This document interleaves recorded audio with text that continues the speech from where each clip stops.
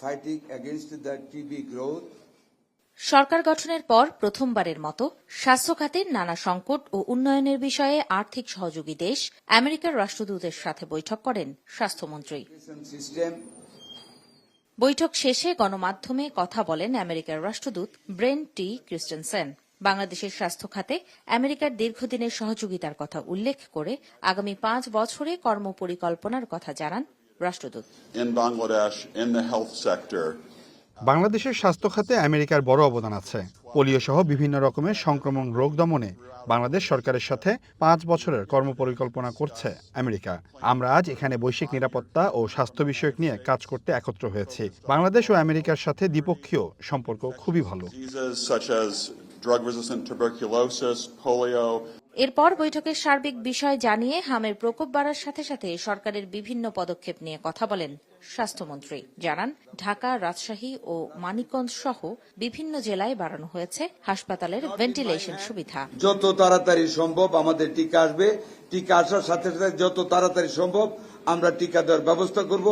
আমাদের জনগণকে আমরা আশ্বস্ত করতে চাই, আমাদের সকল চেষ্টা অব্যাহত থাকবে এবং এই মিজেলসের আক্রমণের ভিতরে আমরা যেই র্যাপিডলি ভেন্টিলেটর এবং আইসিইউ ইউনিট এবং ওয়ার্ডের ব্যবস্থা করেছি অতীতে কোনোদিন হয়নি। যখন আরো বাড়তে থাকলো মিজেলস, আমরা আমাদের ডিএনসিসি যেটা কোভিড ফাইটিং এর জন্য করা হয়েছিল বিগ স্পেসেস, সেটা আমরা চালু করে দিয়েছি।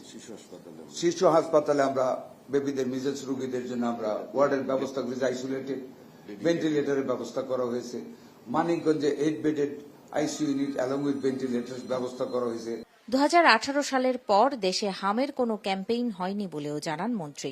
শুধু হাম নয়, যক্ষ্মা, পোলিও, ডিপথেরিয়া, হুপিং কাশি, ধনুষ্টঙ্কার ও হেপাটাইটিস বি সহ বিভিন্ন ধরনের রোগের টিকার সরবরাহেও দেখা দিয়েছে সংকট। দ্রুত এসব টিকা সংগ্রহে 604 কোটি টাকা বরাদ্দের কথাও জানান। 18 সনে একটা ক্যাম্পিং হয়েছে, সেই এরপরে কোনো ক্যাম্পিং হয় নাই। এখন যে মিজেলস গুলো হচ্ছে ওদের মধ্যে যে আউটব্রেক হয়েছে, যারা ভ্যাকসিনেটেড না তাদের মধ্যে বেশি করে মারাত্মকভাবে মিজেলসটা দেখা দিয়েছে। আমরা 604 কোটি টাকা আমরা ইপিআই খাতে বরাদ্দ করেছি। আমরা যত প্রম্পটলি পারি ইনশাল্লাহ আমরা টিকা আনবো। পরে স্বাস্থ্য সচিব জানান, এপ্রিলের প্রথম সপ্তাহ থেকেই দেশে আসতে শুরু করবে হামের টিকা। এই টিকার যে পেমেন্টটা, এটা কিন্তু আমাদের অলরেডি আমরা ইউনিসেফকে পেমেন্ট করে ফেলেছি। টাকাটা ইউনিসেফের কাছে আছে। এখন পারচেজ কমিটির মিনিস্টার পেয়ে গেলে আমরা তাদেরকে শুধু অর্ডারটা দিব এবং আমাদের টিকা চলে আসবে ইনশাআল্লাহ। আমাদের এই কোল্ড চেইনটা বা ইউনিসেফ, যে ইউনিসেফ আমাদের আশা করছেন কবে আসবে, এই পারচেজ কমিটির সিদ্ধান্তটা আমরা হয়তো আজকে পেয়ে যাবো ইনশাআল্লাহ, যেটা আমরা তাদেরকে ওয়ার্ক করে দিচ্ছি। আমার বিশ্বাস। Thank you all, thank you all.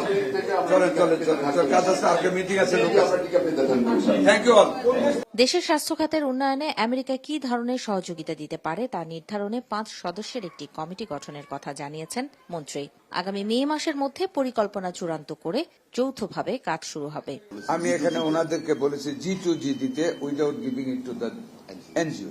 আরেকটা বলেছি whether they can make the aids in 3 parts, in some portion grants, some portion aid, some portion হয়তো লোন বলেছি। ঝুমি রহমান, ওয়ান নিউজ, ঢাকা। গ্রুপটা ফর্ম করা হবে আমাদের অফিসারদের।